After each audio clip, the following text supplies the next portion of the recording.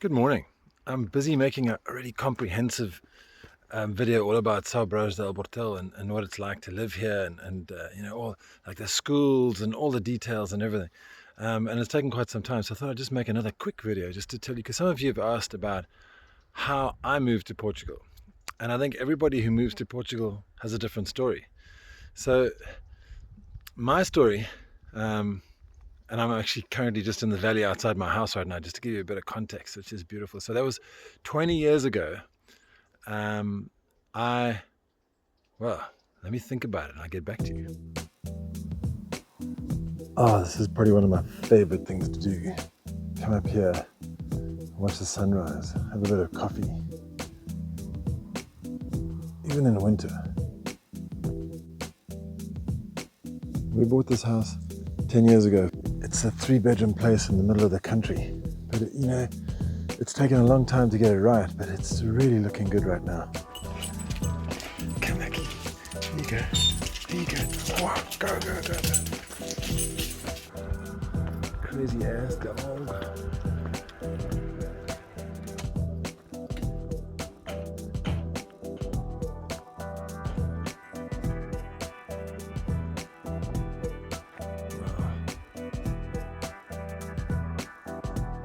So this is one of my favorite things that I can do. Just wake up early in the morning and just walk straight out of the bush. Walk straight out of my house into the bush and go and take my dog for a walk. I guess if I was on the ocean, I could go for a paddle straight away. That'd be awesome too. But this is pretty special. And when you're walking in that country like this, it's just amazing to have access to the country so close, especially with lockdown, because we're currently locked down now. And this is all I can do. I can walk. And let me just show you this view. Oh, it's incredible. So you come around this bend, and voila, the whole valley opens up in front of you. Sadly, they're putting 6 to 8 football fields right down here, which is kind of sad. Yeah, where are you going?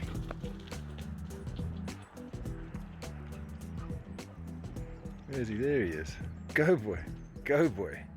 So 20 years ago, my cousin said to me, and he was a 5-star general manager of hotels, and he had stopped and he was flitting around the world all over the place, and he had a headhunter looking for him for new jobs. He'd go to Tahiti and all the most exotic places on the planet, and he came to Portugal and loved it, and he stayed here for some time with his family, and he ended up setting a restaurant on the side. And he really wanted someone to come and manage the restaurant because it was a bit too much for him. So he said to me, Nick, because he came over to South Africa on holiday, to Cape Town where I lived. And he said, Nick, come on, man, come over to Portugal and manage my restaurant. I was like, dude, it's not my thing. I've been working hard in IT. I was like an IT professional at the time, doing really well, skipping from job to job and doubling my salary. And it was the dot-com explosion. It was just 1999, and I was like, wow, this is exciting and fun, and I'm loving it.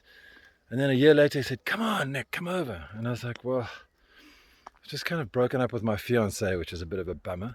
I've just jumped into this new job. I have no idea what's going on, although it pays extremely well. And I'm looking for something like a bit of space in my life and a bit of time to chill. So I thought, okay, here's the deal. I'll come to Portugal for 6 months. So jumped on a flight, sold up everything, and I didn't have any thought about coming back, to be honest. I didn't think about what was life going to be like when I came back. So I jumped on a plane and I arrived in Lisbon, and he had booked a hotel for me in the center of Lisbon. So I was absolutely exhausted because I'm really tall, don't sleep on flights. So I got into the hotel, fell asleep at like 5 o'clock in the afternoon, and just crashed. Actually, what I did do, is that I walked from the hotel, which was near the zoological gardens in the middle of Lisbon, which is quite far away from the river, and I walked all the way down to the Tejo River. It took me about an hour and a half. I walked past, unbeknownst to me, I walked past the offices of my wife, who was right then and there.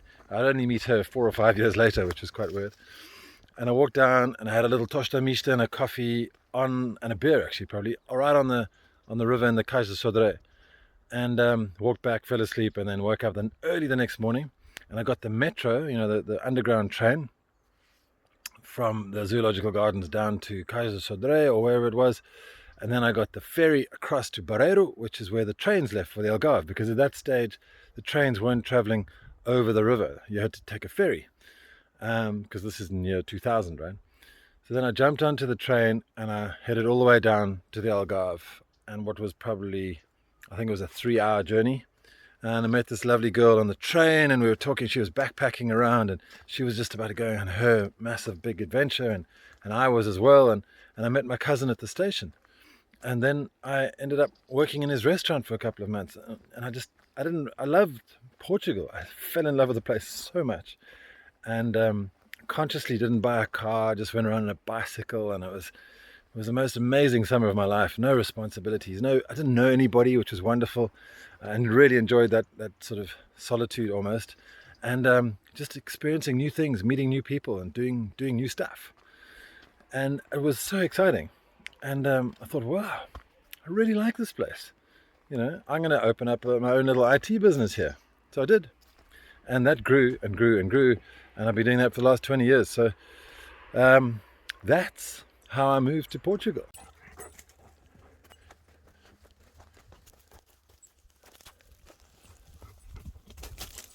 Wow, here you go, buddy. Just trying to show you all these strawberry bushes. Madronio. Come here. Well, you may be wondering, what about all the legalities? What about all the boring sort of administrative bits? How do you get to Portugal? And to be honest, I was very lucky because I had a British passport thanks to my father, who was British.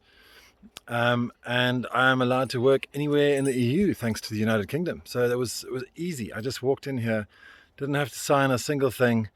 I got my finances number, my número de contribuinte, my NIF, and went along to the finances, got that, and then it's boom, done. You're allowed to do whatever you want. Then I got a what's called a cartão de residência, which I could apply for. It's a residency card. So I've been a resident of Portugal for the last 20 years, and I can now apply for Portuguese nationality and get a Portuguese passport. But I have to go and write an exam and do a little bit of proficiency in Portuguese, etc., etc. And to be honest, I hate red tape, and it's like a process which I'm not looking forward to. I really need to, because the UK is leaving the EU, obviously, and it makes sense for me to get a Portuguese passport. So I will be doing that in the future, and who knows, maybe I'll document it on video, but maybe I won't. It might be awfully boring. So yeah, technically it was a no-brainer for me, but I think for many of you out there who have a family and who are coming from the United States of America, it's a different story. You have to do quite a thing, and we'll detail those processes in the future. Another thing that you might ask is that how on earth do you just come over to a foreign-speaking country without knowing the language and set up a business here? And to be honest, I'm mainly focused on the expat community here in the Algarve, which are about 50,000 of, or probably more these days actually, because it's been growing a lot. So I didn't really have to speak Portuguese. I just found it was a sort of basically a web design and web development and internet marketing business. So I would go around to clients, English clients mainly, or English speaking clients mainly, and build websites and email systems for them, and it worked really well. There was enough business for me, so I actually just worked based off the expat market, and it worked fine. And I picked up Portuguese as I went over the last 20 years. So yeah, setting up a business and running a business in Portugal, a small business, is a whole different story, and there's lots and lots of different issues to deal with, and lots of confusion, and not much real information out there. I think nowadays there's a lot more information out there how to deal with the Portuguese systems.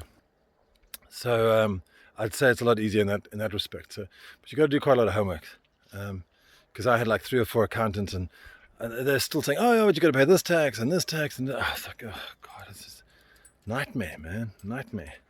So thanks so much for watching. And if you do want to move to Portugal and you've got any questions and things like that, just go along to my website, algarveaddicts.com, and I'll put a link at the top where you can contact me, because there's so much information happening right now, so many people trying to get in touch with me, and so many people commenting and liking and wanting to move to Portugal. I can really help you, but I need to know if you're serious. So if you want to get in touch, go to my website, algarveaddicts.com, and I'll put you in touch with either lawyers to help with relocation, to accountants to sort out starting a business up here, or and if you've heard of the Golden Visa program that enables you to buy, sort of if you buy a house, you can get automatic entry into the EU and into Portugal as a passport over time.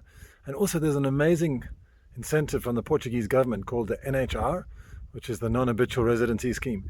That's been going since 2009. It's designed to attract people to Portugal, and basically you get incredible tax incentives for sometimes up to 10 years with zero tax. So it's worth finding out about that as well. So yeah, like I said, jump onto algarveaddicts.com and let me know, and hopefully I can help you. All right, see you in the next video. Thanks. algarveaddicts.com